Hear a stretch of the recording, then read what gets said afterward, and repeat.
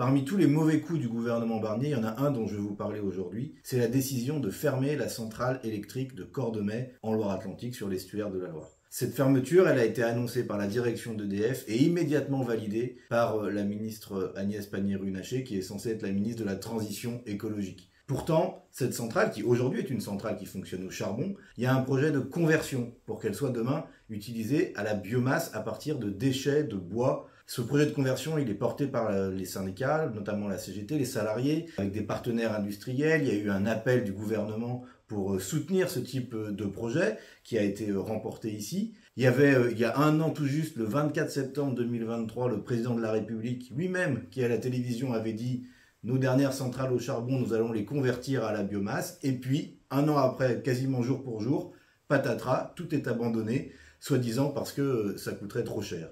On a donc un gouvernement et une direction d'EDF qui préfèrent supprimer des emplois, renoncer à un projet de conversion, plutôt que de faire ici une forme de modèle de ce qui peut être fait en termes de transition écologique avec les salariés, avec une volonté de créer de l'emploi, de maintenir de l'emploi partout et d'accompagner cette transition. C'est une décision inacceptable qui va à l'encontre de tous les engagements qui ont été pris, qui va à l'encontre du besoin qu'on a de produire de l'électricité dans tout le pays, mais singulièrement dans la région des Pays de la Loire. C'est aujourd'hui le seul moyen de production d'électricité pilotable dans la région, en complément des énergies renouvelables. Et on a là une décision qui est imposée par en haut, au moment où il n'y avait pas de gouvernement. EDF se faufile comme ça et le gouvernement de Barnier vient valider tout ça. C'est inacceptable, il faut revenir sur cette décision de fermer la centrale, il faut reprendre le projet de conversion, il faut rouvrir le dialogue avec les élus et les salariés. C'est ce que nous avons dit ce jeudi 10 octobre à la réunion qu'organisait la CGT de Cordemais